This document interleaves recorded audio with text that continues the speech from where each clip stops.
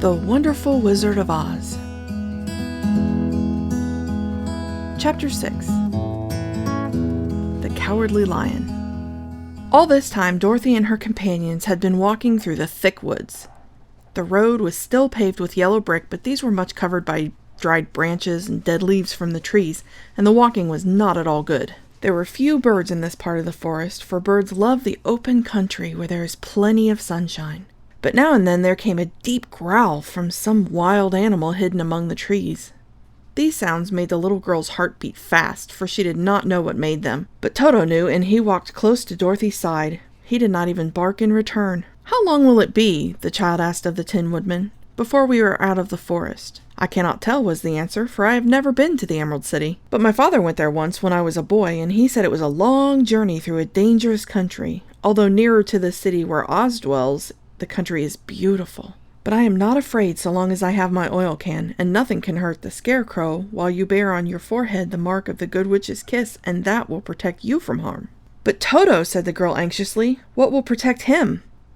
"We must protect him ourselves if he is in danger," replied the Tin Woodman. Just as he spoke, there came from the forest a terrible roar, and the next moment a great lion bounded into the road.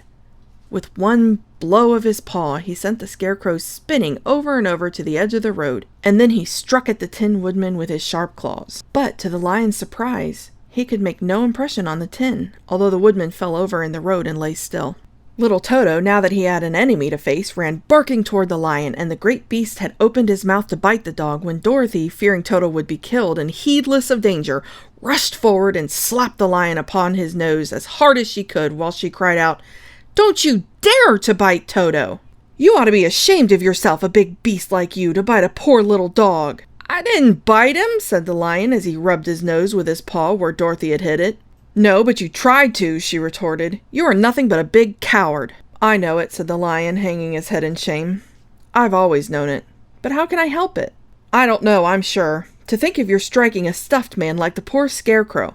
"Is he stuffed?" asked the lion in surprise as he watched her pick up the Scarecrow and set him upon his feet while she patted him into shape again. "Of course he's stuffed," replied Dorothy, who was still angry. "That's why he went over so easily," remarked the lion. "It astonished me to see him whirl around so. Is the other one stuffed also?" "No," said Dorothy, "he's made of tin," and she helped the Woodman up again. "That's why he nearly blunted my claws," said the lion. "When they scratched against the tin, it made a cold shiver run down my back. What is that little animal you are so tender of?"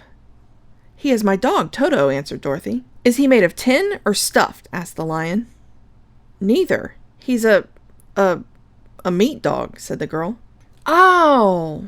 He's a curious animal and seems remarkably small now that I look at him. No one would think of biting such a little thing except a coward like me," continued the lion sadly. "What makes you a coward?" asked Dorothy, looking at the great beast in wonder, for he was as big as a small horse. "It's a mystery," replied the lion. "I suppose I was born that way. All the other animals in the forest naturally expect me to be brave, for the lion is everywhere thought to be king of the beasts. I learned that if I roared very loudly, every living thing was frightened and got out of my way. Whenever I've met a man, I've been awfully scared. But I just roared at him, and he has always run away as fast as he could. If the elephants and the tigers and the bears have ever tried to fight me, I should have run myself. I'm such a coward. But as soon as they hear me roar, they all try to get away from me. And of course I let them go." "But that isn't right. The king of beasts shouldn't be a coward," said the Scarecrow. "I know it," returned the lion, wiping a tear from his eye with the tip of his tail. "It is my great sorrow, and makes my life very unhappy. But whenever there is danger, my heart begins to beat fast." "Perhaps you have heart disease," said the Tin Woodman. "It may be," said the lion. "If you have," continued the Tin Woodman, "you ought to be glad, for it proves you have a heart. For my part, I have no heart, so I cannot have heart disease." "Perhaps," said the lion thoughtfully, "if I had no heart, I should not be a coward." "Have you brains?" asked the Scarecrow. "I suppose so. I've never looked to see," replied the lion. "I'm going to the Great Oz to ask him to give me some," remarked the Scarecrow, "for my head is stuffed with straw." "And I'm going to ask him to give me a heart," said the Woodman. "And I'm going to ask him to send Toto and me back to Kansas," added Dorothy. "Do you think Oz could give me courage?" asked the Cowardly Lion. "Just as easily as he could give me brains," said the Scarecrow. "Or give me a heart," said the Tin Woodman. "Or send me back to Kansas," said Dorothy. "Then, if you don't mind, I'll go with you," said the lion, "for my life is simply unbearable without a bit of courage." "You will be very welcome," answered Dorothy, "for you will be able to keep away the other wild beasts." It seems to me they must be more cowardly than you are if they allow you to scare them so easily." "They really are," said the lion, "but that doesn't make me any braver, and as long as I know myself to be a coward, I shall be unhappy."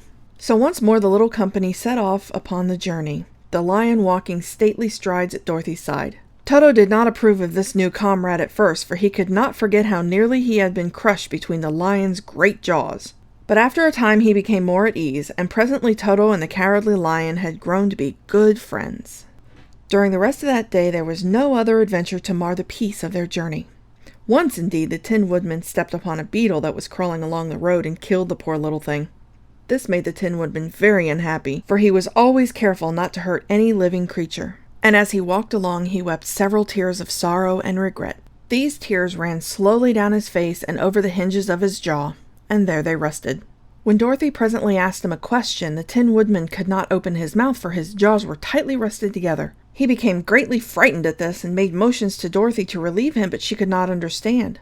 The lion was also puzzled to know what was wrong, but the Scarecrow seized the oil can from Dorothy's basket and oiled the Woodman's jaws, so that after a few moments he could talk as well as before. "This will serve me a lesson," said he, "to look where I step, for if I should kill another bug or beetle, I should surely cry again, and crying rusts my jaws so that I cannot speak."